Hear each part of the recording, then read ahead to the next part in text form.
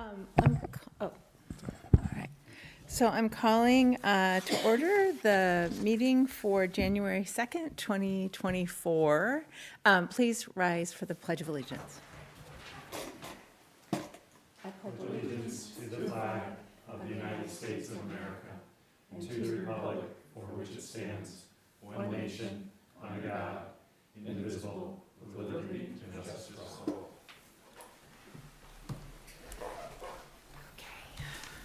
President Clements. Here. Vice President Valentine. Here. Trustee Headland. Here. Trustee Clementson. Here. Trustee McNabb. Here. Welcome, everyone, to the meeting tonight. And Happy New Year. And Happy New Year, yeah. Happy New Year, John. The next meeting of the Haldane Board of Education is a workshop meeting scheduled for Tuesday, January 16th at 7 p.m. here in the middle school, high school library at the Haldane Central School District. The workshop topic is going to be the middle school visit and detail report. And so what we'll do is we'll just continue, just for those watching, the board's new practice of having a couple of board members visit the school the week before the middle school detail report. And so it will give us an opportunity both to hear what what Dr. Selke has to say about what's happening in the middle school, as well as for the board members to get a chance to share what they've learned. I know Maggie and I really enjoyed our visit to the high school, and I'm sure those visiting the middle school will do so as well, and I look forward to hearing that. Other than that, my only other comment to everyone is welcome back from the break. I hope everyone's break was restful. Thank you, Peggy. I think I'm on next. Let's approve the agenda. Yes. Oh, did I skip? Let's do Sorry that. Thanks. Approve the agenda. Will you please read the recommended action? Be it resolved that upon the recommendation of the Superintendent of Schools, the Board of Education hereby approves the agenda as written. May I have a motion, please? So moved. Second. All those in favor? Aye. Aye. Aye. Any opposed? All right, so now to agenda item D. Thank you. Happy New Year, all. It's great to see you again. I hope everyone's resolutions are off to a successful start 2 days in, right?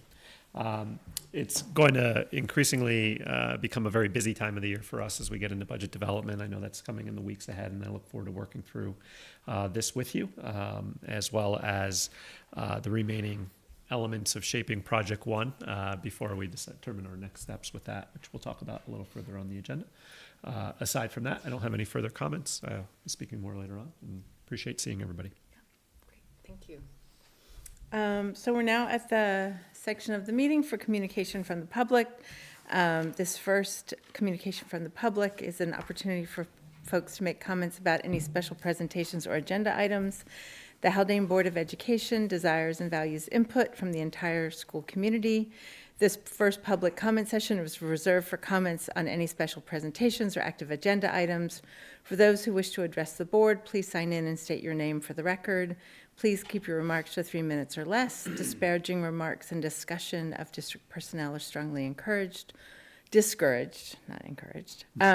Although we do not engage in dialogue, please know that we're listening, and we ask you to leave your contact information with our district clerk, Megan Shields, for prompt follow-up from the board president, myself, or from Dr. Benante.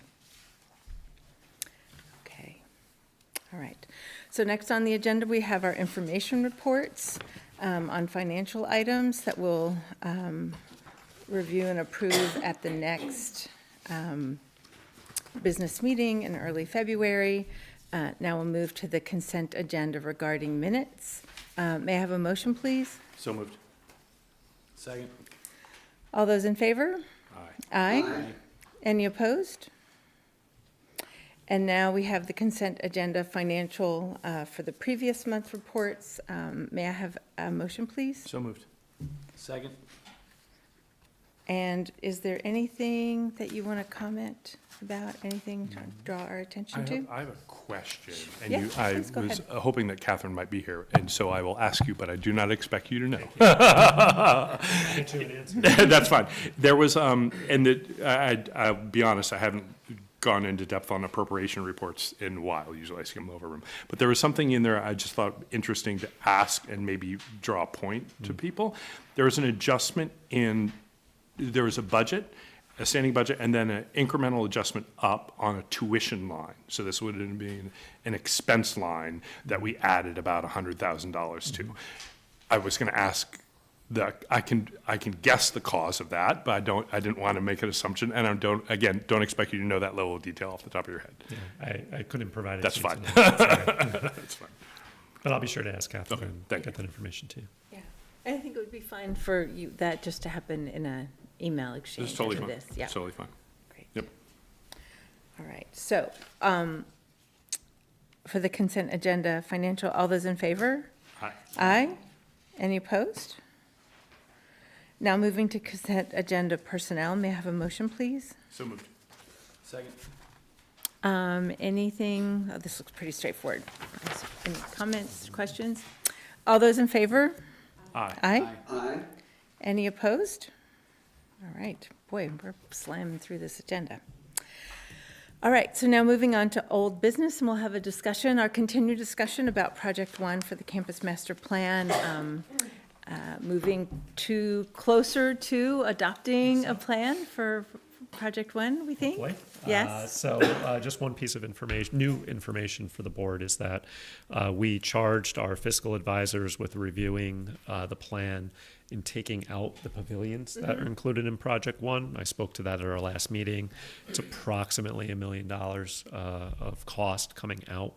And then in doing so, what would the impact on the tax impact be? So if you recall, the prior tax impact was estimated to be 8.2%. By taking those pavilions out, the estimated tax impact would now be 7.97%. They provided that information to us this afternoon. Oh, wow. Okay, great timing. Thank you for that.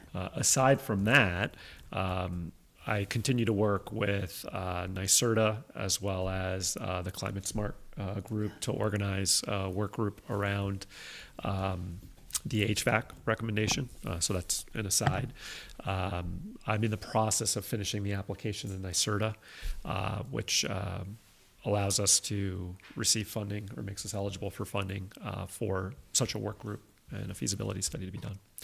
I'd really just be curious if there was any additional information or that the board, in anticipation of our next meeting, there's no formal action that I would expect the board to take other than just a demonstration of support for us to move forward with the planning related to the project. But prior to that, it's an opportunity for us to answer any questions that the board may have in anticipation of that, anything that you feel is outstanding, or any other information that you would like to see prior to our next meeting.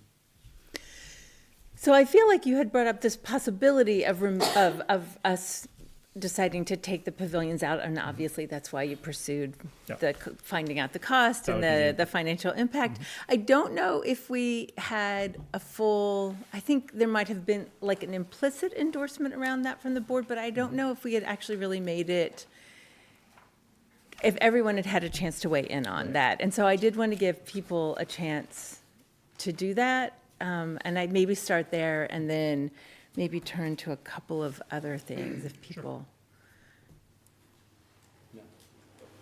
Well, I cleared my throat. That doesn't. But I'm sorry. I'll go. Don't worry. I got to tell you, I don't like projects where you have death by 1,000 cuts. You know, destroying positive growth while looking at fractions of numbers is actually problematic.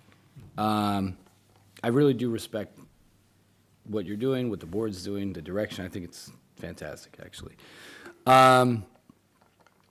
So, you know, though I'm not a big fan of constantly chopping these things down, because, you know, inevitably we're going to need these things of which we've put out at some point.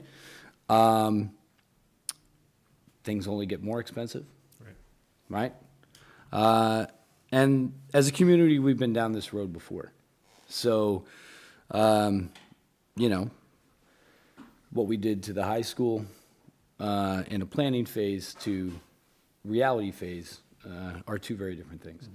That being said, as I stated previously, you know, when we look at, you know, what these estimates are for what we're getting on those pavilions, seems problematic, right? So, you know, in short, obviously, you know, to be a responsible steward, I think that's something that we can definitely look at. And, but losing sight of making sure that our students utilize this campus to the best of their ability is something that we always need to plan for and to continue to plan for, and to look in ways in which we can do that. I'm not sure that's what you were asking, Peggy. No, it wasn't. But I mean, gave it felt like, anyway. I guess, I felt like we had, I think we had talked about it and, Yeah. and asked about it, and I guess I felt like maybe there was just I mean, again, this meeting in particular, I think before next meeting is just an opportunity for all of Yeah. us to weigh in on that. Anyway, I wanted to see if anybody else has anything to say. No? So, Just in terms of, I think the idea that the Haldane School District should be using outdoor space as much as possible is a great thing. In terms of specifically in this part of the overall design, having those in there is a nice to have and not a necessary to have. And frankly, I think there are other things in future parts that I would personally prioritize over that. So I agree with pulling those out. And I agree as well. I mean, I think, like John said, the outdoor space is important to the community moving forward. But I think after taking the walkthrough with the high school students last month and seeing the inside of the Mabel Merritt building, I mean, I think for me, you know, personally, I think the most important thing we can do is get kids out of that building. So I think that's sort of prioritizing that for me. I think that's sort of where I've gone in terms of that. I like everything in all of the projects. I really do. All three of the projects. I really do. It's just, you know, I think at a comfort level for many of the community members, I think, you know, I think we're going at it the right way where we are. well, yeah, I mean, I feel like this process, and I mean, I hope I've said it enough, and I certainly feel it. Like, I really want to thank Dr. Benante for all of the work that he's put into this over the past couple of months, meeting with so many different people, pursuing so many different, you know, not so many different options, but pursuing different options and really, you know, hearing from the community and really making sure that we're moving forward in the most informed way possible. I mean, I know it's been a lot of work, and it's greatly appreciated. But one of the things that I think we have all heard, and, you know, Dr. Benante included, is the concern about the cost. And so I think, you know, just to be very explicit about it, the goal for, what I hear is that the goal for phase one, or the goal for coming to a decision about project one, recognizing that it is a big ask of the community, is to come to the community with a set of projects that we don't just believe, but we have a lot of evidence for, that they are really, truly very, you know, critical, and they speak to things that have been discussed over a number of years. And I think the stronger that we can make that case, the stronger, the more positive the response will be. And so I feel the same way about, you know, wanting, knowing that some folks are really excited about the idea of utilizing outdoor space in another way, and recognizing that there are a number of people in the community who really, you know, value innovation, but still thinking that this is the better way to go. I want to make sure, I'm going to turn around, see if Sean, is there anything you want to add? I agree with, in particular, what Maggie said about prioritizing. I think where programmatically we need to invest all of our time and interest, and insofar as making sure that we arrive at a proposition that is more or less acceptable by a majority of our stakeholders who have, you know, explicitly said this is too expensive. I think it's wise for us to do that. I don't think that, and at this point, it seems like we would be creating a space for which there could be programming, but that we don't necessarily have any programming needs for at present in those pavilions, and an agreement with you, Ezra, and I think you both, John, that there are other priorities, I think, and the bucket of things that we want to be investing in over phases that I would prioritize over the pavilions as well. So that makes sense to me. And I think this conversation really represents something that I don't know if the community recognizes as well as we do, which is from the very beginning, CSR had presented the campus master plan this is a set of possibilities that reflects needs, as well as many of the things that folks in the community have expressed a desire for. However, it is up to the board, this board and future boards, to make decisions about which projects we put forward, the extent to which we revise those projects, and how, and how we do that. And so the idea that there is this $110 million campus master plan that we are pursuing at present is false. What's true is that there is a campus master plan that represents input, thoughtful, well-informed input from many people about the kinds of things that that some people feel we need and that many people really believe that we want to have on campus. Whether or not all of those things are going to be a reality for Haldane in the future is to be determined. Is to be determined by future boards, right? And what we are here to discuss now is what's in Project One, again, recognizing the real needs for space, safety, accessibility, and when I say space, I mean space that provides adequate space to continue the current level of programming that we're offering at our high school, which is very important to students and their parents. Yeah. So yeah. I would add one thing also. I appreciate Phil's work on this. You've yeah. actually been really diligent. Oh, And it's, and also pretty open. I asked at the last meeting, I was like, Phil, these things are like 300 G's a piece, and you just recognize the reality of, building in schools in New York. And Yeah. you cut right through, that reality, I thought really well, and said, look, these are the numbers of which we're being thrown at. So, if we want those spaces, we're going to really have to be a little bit more creative. And it's just, we can't, you can't justify Right. that in this budget, or in this phase one.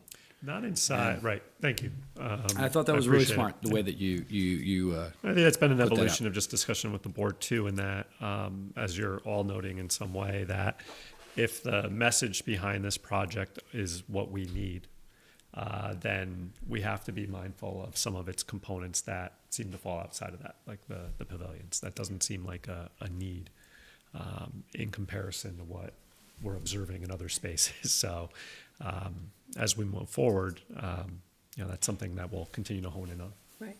And But when thank you, Ezra. yeah. And when the master plan was being presented, we could have all sort of there could have been all this negotiation in the process of approving the master plan of what goes here and what goes there. But that wasn't what was needed at the time.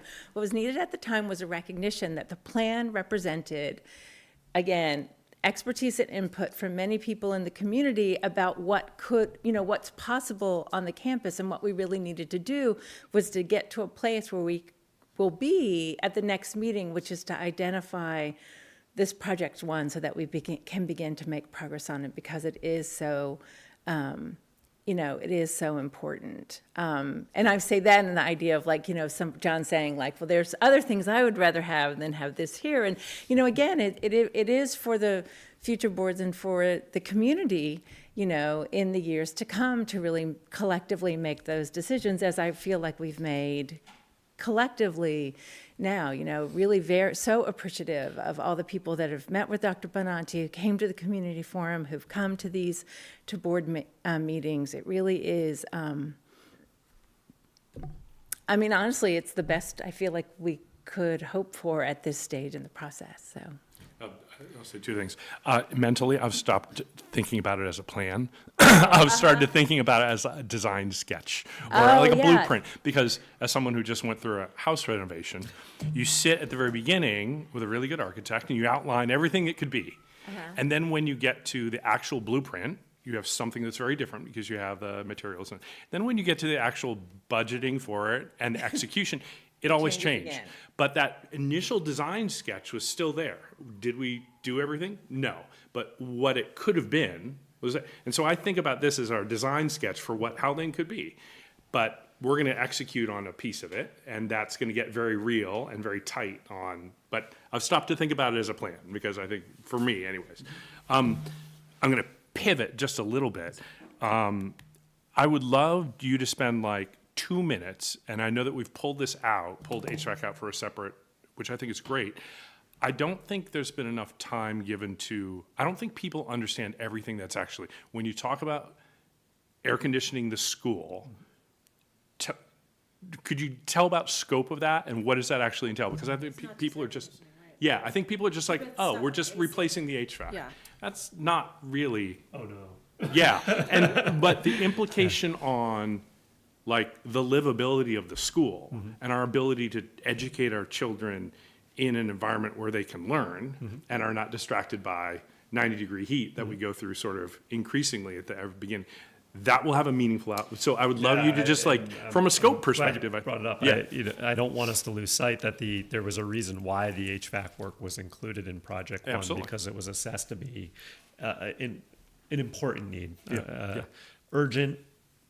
Maybe not as urgent, but something that needs to be addressed, and not just air conditioning. It's the heating system as well. It's the air circulators that you see in our rooms. Some of them don't have air circulators in there. Full replacement of the piping system. Obviously, we're running on a steam-based system now. So replacing that piping, the recommendation was to move to a hot water system, and obviously that's something that we're going to continue to sit with and resolve. But this really circles back to a discussion and issues that were cited some time ago. We had issues with pipes failing in this building. In particular.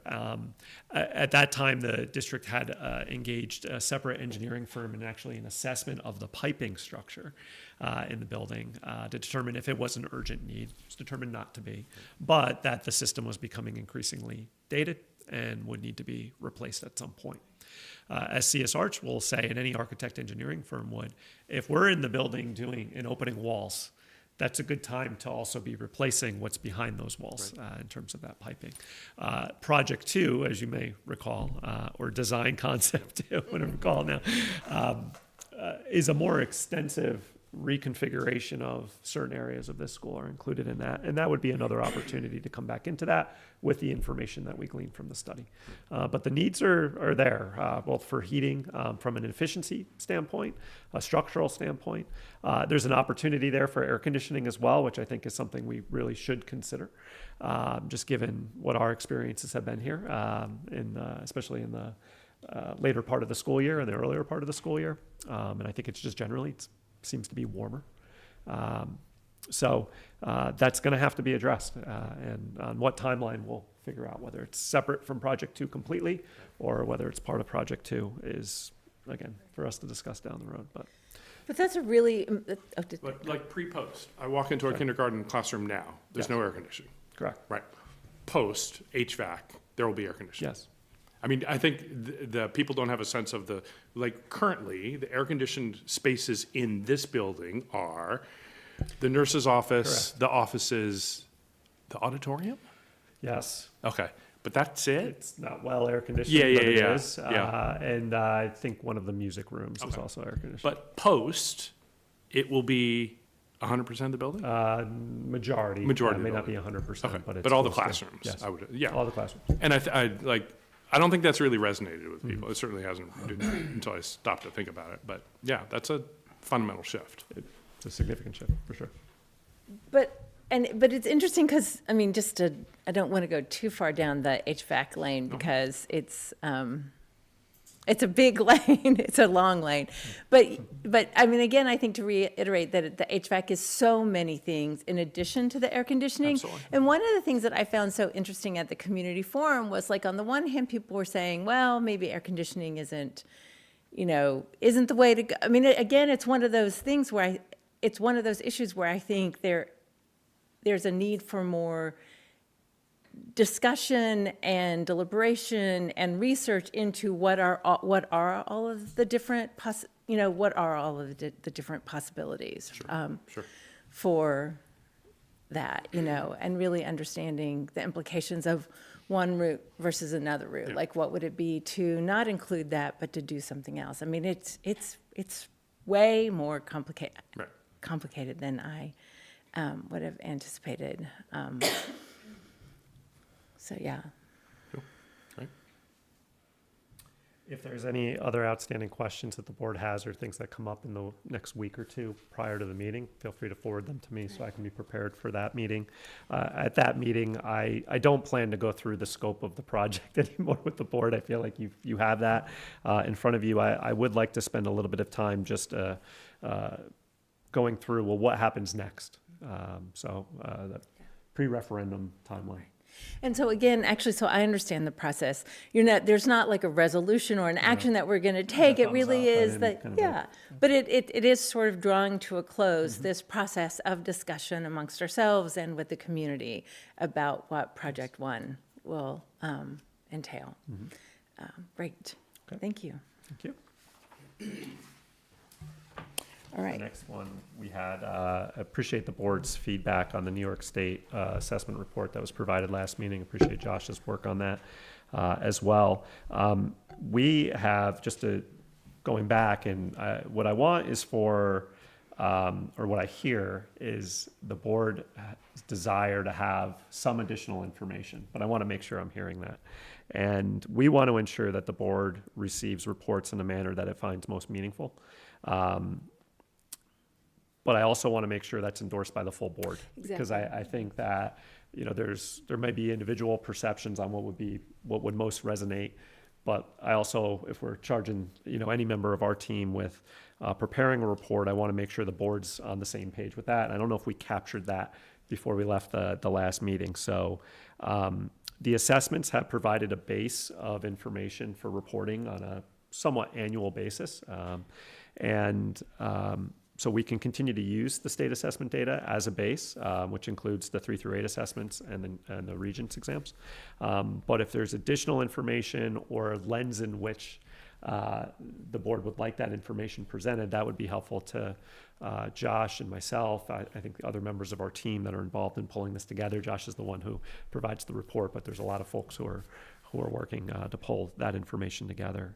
And I just want to make sure we have that level of clarity before we get too far removed from it, because before you know it, then it's next year and we're preparing the report again. So open for discussion. Oh, okay, great. Well, Josh, thanks for the report last meeting. It was helpful. We had talked about kind of the comparatives, less between cohorts, but within cohorts. And I know that you had pushed back and said, well, we can't use a lot of data between, from the state assessments, because the state specifically said, do not do that. That's a no bueno.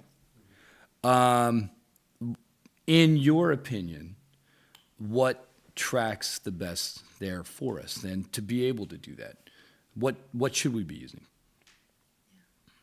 Not to put you on the spot, Josh, but that's something to think about, right? Yeah, and I was thinking a similar thing, right? Like so one of the things I realized, and I tried to say this at the beginning, I don't think, like what the policy is that there is some presentation about New York State assessment, like that, so that is a requirement, but I actually really think, and I think John's question at the end of the presentation kind of got to this, but I'd be really interested. So I agree with Ezra completely, like trends over time and New York State assessment data may not be the best way to do it. And I think I really look to the experts on what they think would be the best way to look at at trends over time. So that's one thing.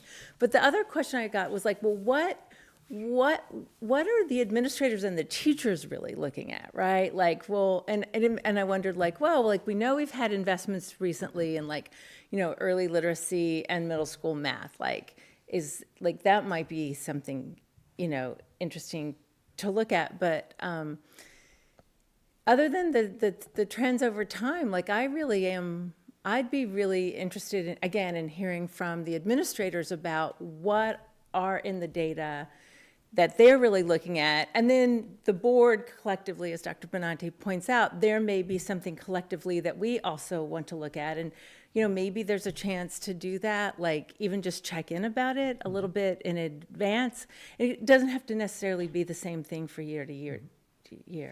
Yeah, and I think you would hear from our team that the NWA data is something that is referred to more frequently.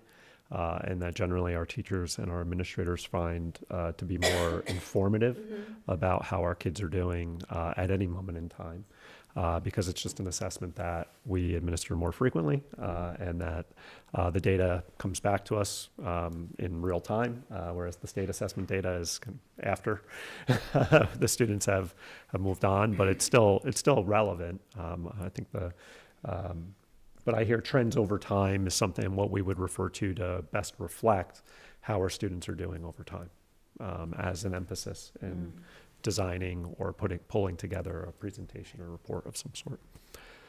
Does the board find it helpful? I think one year, I was just looking back, we had the principals provide, as part of their annual reporting, state assessment information, along with supplemental information that may relate to areas of program that were being reevaluated in the building. And I think we've tended to pull the state assessment piece out. Josh would provide a separate report on that, and the principals are focusing on different programmatic initiatives in their building. We can combine that. You know, we could come back into that if that would be something that the board would find more helpful. I think you hit on something that I just didn't want to, I'd be remiss if I didn't come back to that. You know, we could have the building principals also provide a level of information on assessment results as well. Yeah. Just a couple things. I would think that there's probably potential number of different ways that you're using testing and test scores. One is collect holistically to see how is the institution doing, right? And I think that that's one of the things that the board would be interested in. Like, how is the institution doing? Are we getting better over time? Are we being more successful at educating our children? And that, for me, that was the, okay, longitudinal cohorts are being improving over time because we're spending more time doing it. Okay. You're probably using it for individual student identification and opportunity. And while that may be interesting I think that may be interesting, I'll speak for myself, for me to know as procedurally to say, okay, this happens. Here's an example. I'm not going to name the student, but we saw this, therefore we did this. I would assume that happened. That would be great to know, just to validate that happened. But the third thing would be sort of what you were talking about a little bit was like there's a holistic gap within literacy, within whatever. And we have identified this holistic gap in this cohort or grade or whatever, and we're going to apply something to it.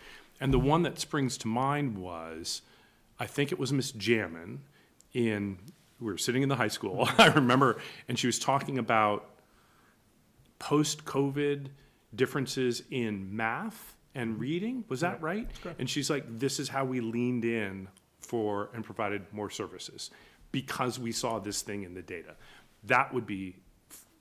I think that would be really interesting because that has budgetary implications.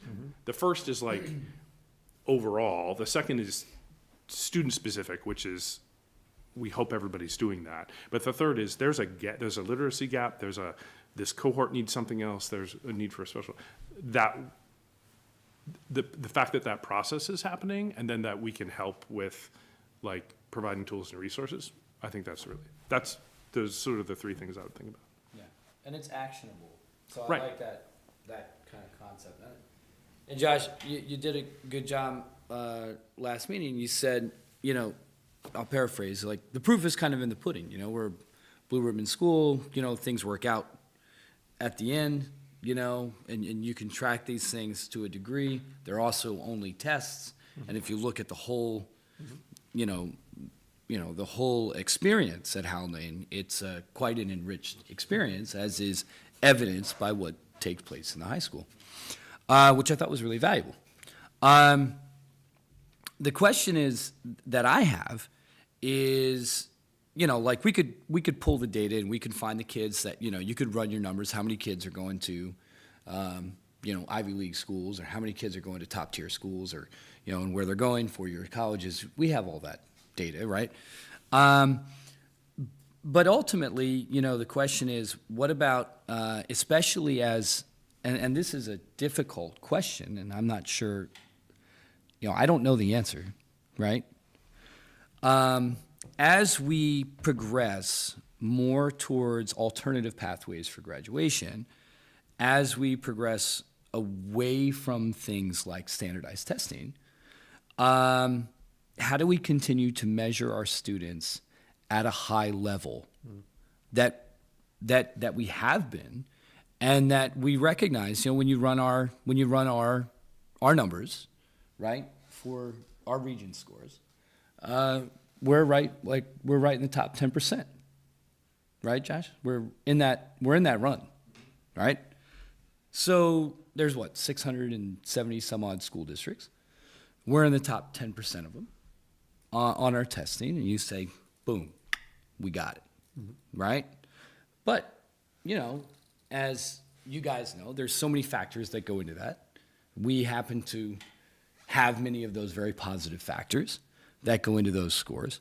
So what about those kids that aren't getting those scores, right? And where can we make sure, to John's point, we have actionable plans available to them, and how do we see that? I think that would be helpful in a presentation as well. Just remember, this is a conversation among the board members for us to collectively decide what we Well, want I to know, do. Josh, we say And we're not putting, I no, put he's Josh taking on the this. spot too much last No, time, so I'll no, take no, it. no. We're not going to do that again. He's So taking this is a this. He's taking conversation this. for us to have, yeah. Yeah. But I think that would be pretty helpful. So what I hear Ezra saying is the idea of there's two ways to look at our data always. That there's a fact that Haldane is being very successful at the high school level, for example. I mean, the region test exam scores definitely demonstrated that. But then also hearing about, well, so how are we supporting students who may not be, who may be struggling. And I do feel historically, I think that's something that Haldane has actually always really emphasized. I mean, when you've heard, and I think what I hear you saying is it's something that we want to continue to do, right? It is to recognize the successes, but then to also recognize that we want to be helping all of our students reach their potential. And I think that's something that we've been doing, but I hear you saying that that's something that we want to continue to do. And see in that report. And I 'cause think it's that, valuable. and that might be something though, and I think this is what Dr. Benante is getting to, is the extent to which really thinking about, well, what makes most sense in the building detail reports, and then what makes sense in this sort of like policy mandated state assessment report, right? And so, and what do we want to see from the state assessments? But in that, it's this question that we've been grappling with for a while, is wanting to understand and see data, but then I think really figuring out what it is that we want to see and how to make sense of it.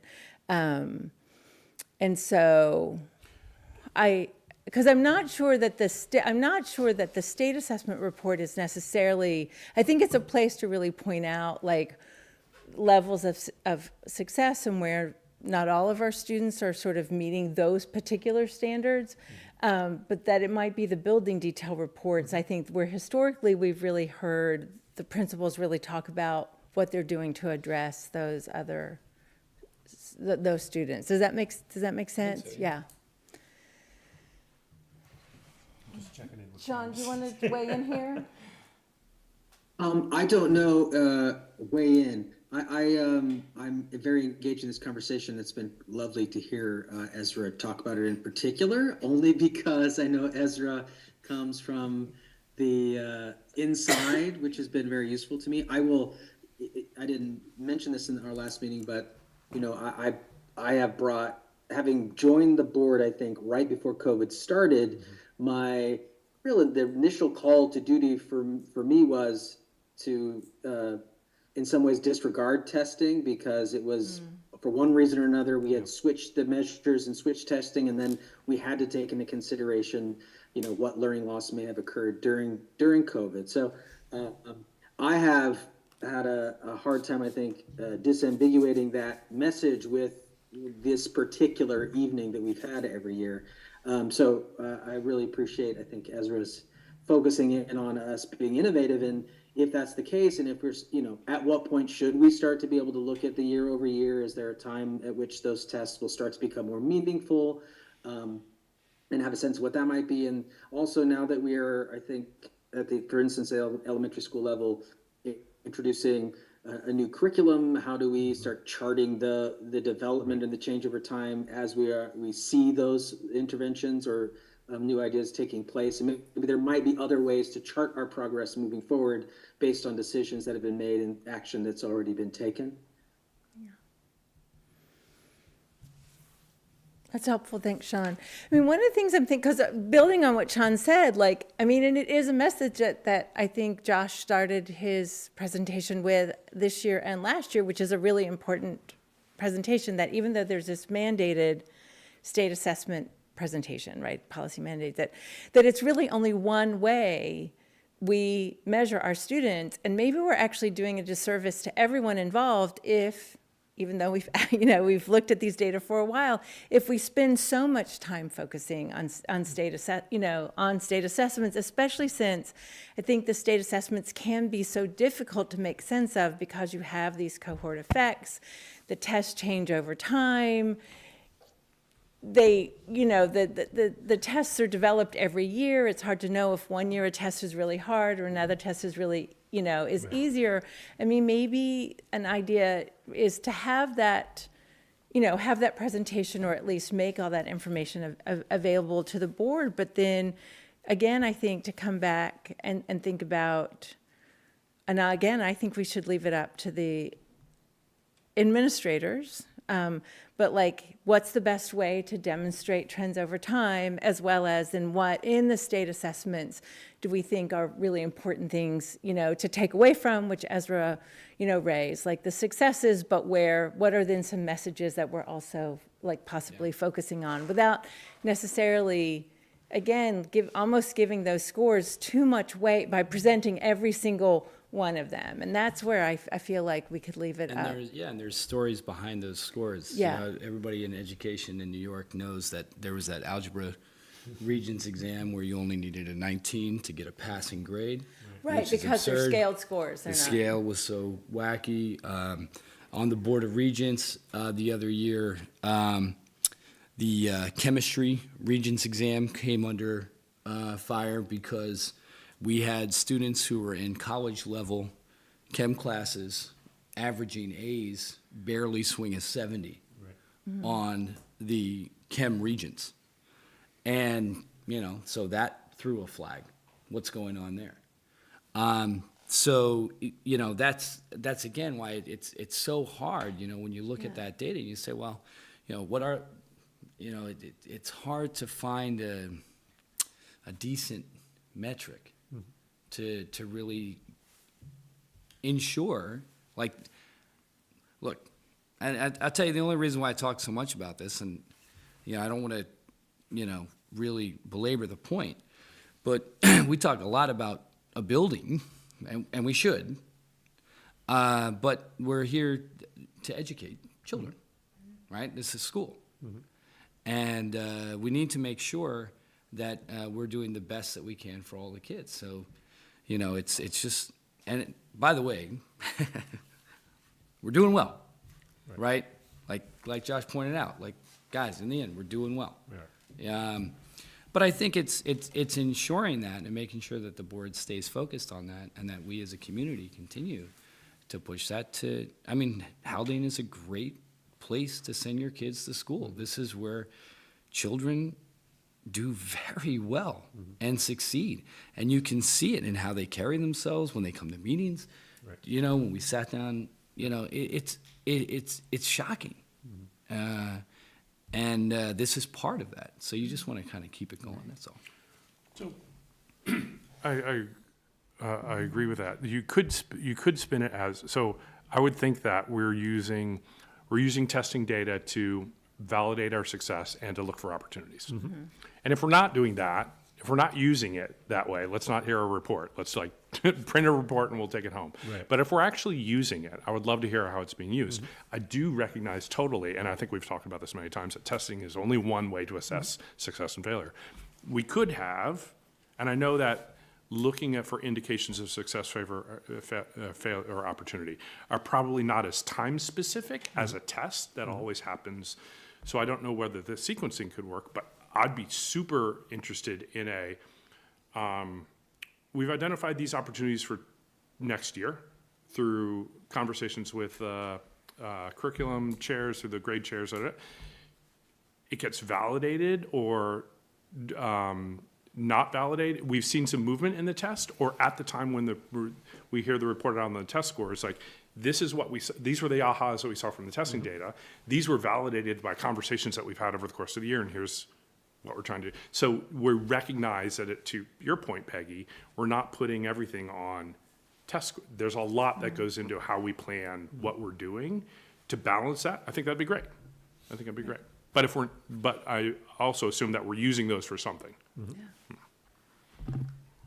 No, I agree with it. I think everything that I'd like to see has been said. It'd be just nice to be able to see over time that the students are getting better. And as John said, certain cohorts that have different needs or that are struggling in certain areas, it's nice to hear what the administrators and teachers are doing to sort of remedy that, right? So that falls into everything. Can I summarize some? Yeah, because Oh, good. I have you do your summary, because I've been trying to summarize. Okay, We'll see if we I was match. thinking of that. Okay. So I hear a few things, and I appreciate the board's flexibility in allowing us to determine how we shape this now moving forward. So I don't have an outline for a report. I think it's actually a couple of different ways to enter into it. But looking at how we're doing through really three lenses. One, an institutional level. How are we doing broadly as a school district? A program level, which I have listed here. What does the data suggest as real strengths and opportunities for how we can improve, or how we have improved? And then I like the idea of looking at this through the lens of a student or two. A story for how our students are supported when maybe demonstrating low readiness, or there's indications that further support may be necessary. And I haven't lost sight of the trend over time within all of that. Yeah. But does that seem to provide the broad swaths for how we can enter into? When you talk about the student lens, you're not talking about picking out one story at a time. You're talking about, like, there's cohorts at the school that aren't doing very well, right, for whatever reason. And it would be nice to get, regular updates, not regular updates every meeting, but, on an annual basis of how they're doing and how they're improving. I hear you there. I think for the student lens, I was talking about maybe just highlighting, of course, taking names out, and but how a student potentially enters into or is identified to receive intervention support, and just how we come together as a team to support a student if they've demonstrated lower level of readiness in math or in reading. I think that illustrates a lot of core processes that exist in our district. That just would be informative for the board. But that being said, you highlighted something where you look at cohort-based data and you feel like, well, there's some things that jump out. And I think that's something that our building principals are better able to speak to than that coming from a district report. So as we organize this, I think some of it will come through an update that either me or Josh is providing, but maybe we want to do that in close proximity to information that our building principals are providing on their specific building, which would include cohorts or programmatic information.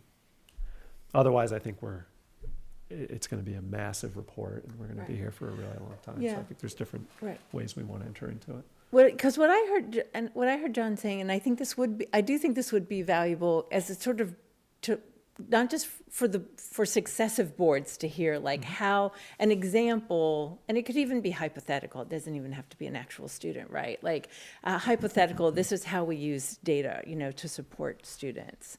But then what I also hear Maggie saying is really wanting to hear, and I think this gets to the validating success, but also looking for opportunities where.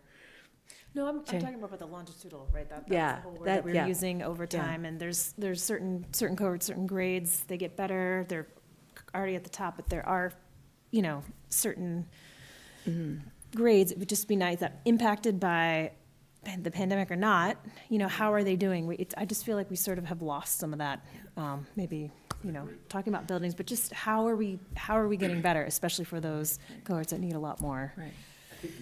Support. We're also pointing out to is not just the intervention, right? It's not just saying, okay, here's this, here's, and we'll use Phil's idea of, here's a vignette, here's the intervention of which we provided. But also, eventually, in the evaluation of that intervention at some level, right? That's a fair thing Yeah, to ask, right? absolutely. And I don't think it would necessarily, and hopefully it wouldn't be just based off of a test score, right? Because that could be incredibly problematic, right? Because we can see massive amounts of growth with children and not on a test, right? I think that's a fair thing to assume. So that, a little bit is kind of what Maggie's pointing out. So it's the intervention, right? What's the actionable thing that we did? And then also the reflection from that would be great. I mean, I don't know how many guys are doing that, but that would be dynamite. And Dr. Benante, what I heard you say is, well, some of this may be a good fit for the annual report, but some of this may be a better fit for and is already happening in the building detail reports. And so I think, To a yeah. degree it is. And I think just sitting with this conversation a little bit and reflecting with our team, we'll be able to Yeah. design a model for next year that works for the board and addresses some of the questions that were addressed tonight. Right. I think the only thing, and I don't know how important, if we did move to including some of the NWA data, it would give us an opportunity to not just focus to focus K2. So I think that's another thing to consider.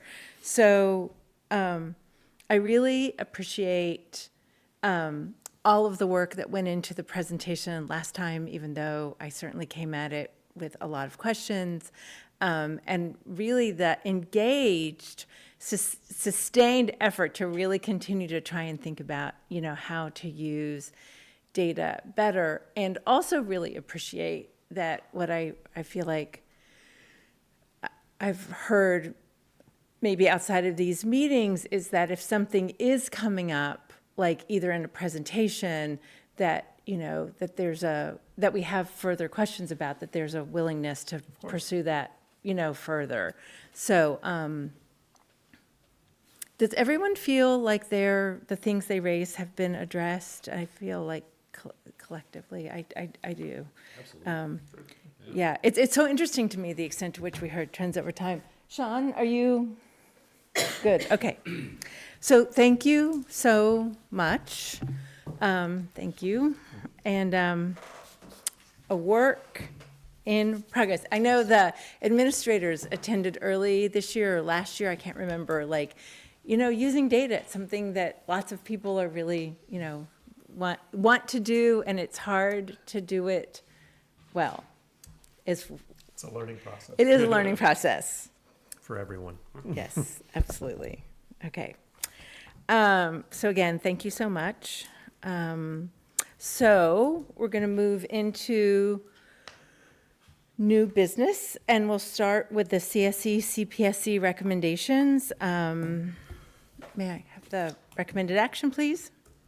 Be it resolved that upon the recommendation of the Superintendent of Schools, the Board of Education hereby approves the recommendations of the Committees on Special Education and Preschool Special Education as presented.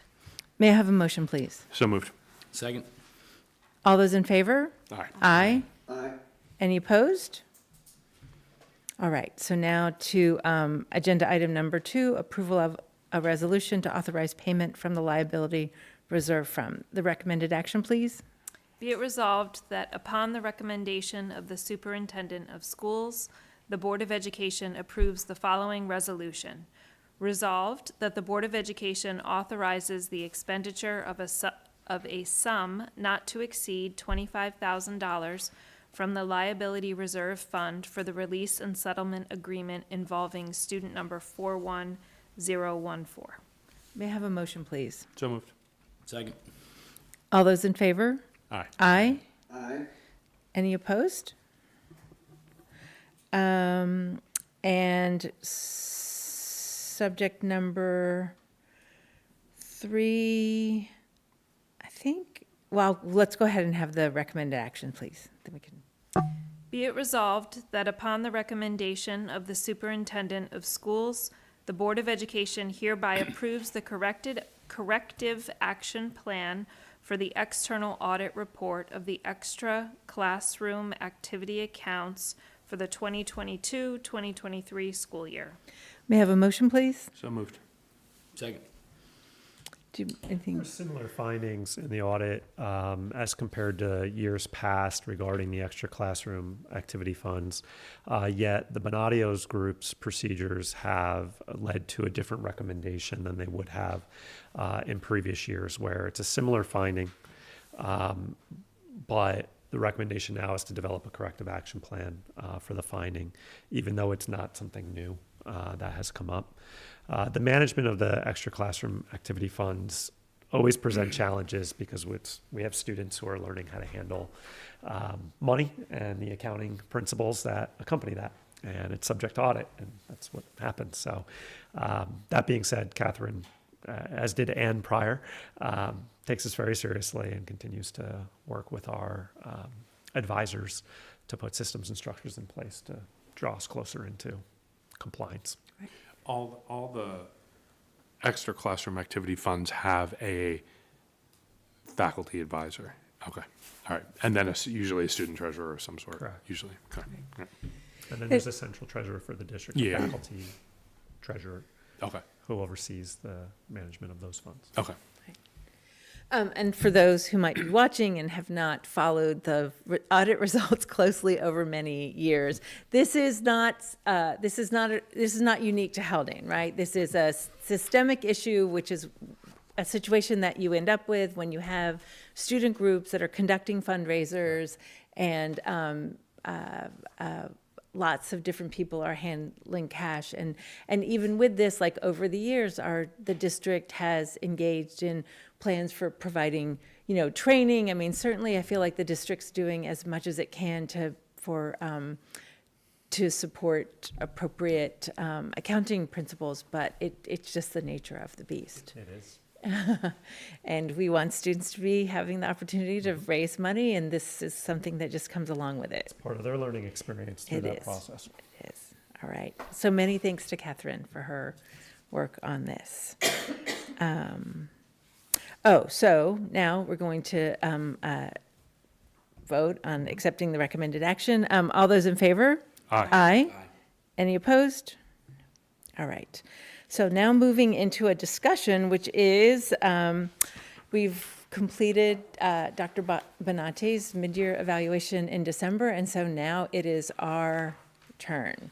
And Maggie is going to lead the effort this year. So, because I didn't have a chance to corroborate with you before the meeting, so. Because I just came in, yes. 'cause So I'm in this out is of just sort of a pre-discussion, and then we'll make time at another meeting, right, where actually talk about the results. Okay, so what I figured, going off of John's coattails from last year, this is just checking in on our goals and how we're sort of, if we're staying in line with our goals for the year. I don't think we have or we need to go through the whole self-evaluation tool, but I can send that around. I'll send an email to everybody this week with that if you wanted to take a look at that. But it's just a matter of, looking at the goals and hearing, your guys' thoughts on how we're doing in line with this. So I will do that this week. And then when do we want to, what meeting do we So want to? this was the one thing I was thinking of. So normally Maggie would bring, well, actually, one of the things I'm thinking of is we need to have our discussion as part of a public meeting. I'm anticipating that we have a longish agenda for our meeting on the 16th, because that's a workshop agenda meeting. And so what we could do is Maggie could send something around, and then we could, send some, we could write up something and send it back to her, and then, but wait to have the discussion. I was thinking until the beginning of February, just because I want it to be an authentic conversation. It's a conversation we need to have in public, and I don't want to tack it on at the end of a meeting that already feels like it's been long. And so, does that make sense to you, Dr. Benante, since we're starting with the budget stuff and a presentation at the next meeting? So we'll do this with a plan for us to have our discussion, if everybody's on board with that, at the February something. early February meeting. February 6th meeting. Which then still gives us, I mean, it's still mid-year. It definitely gives us time to sort of engage in any corrective action, as the case may be, before the end of the year. So that's good. All right. And then next is a discussion of a Board of Education mid-year retreat. If I can. Yes. So I think most years we have a mid-year retreat. It feels like we do. Feels like we do.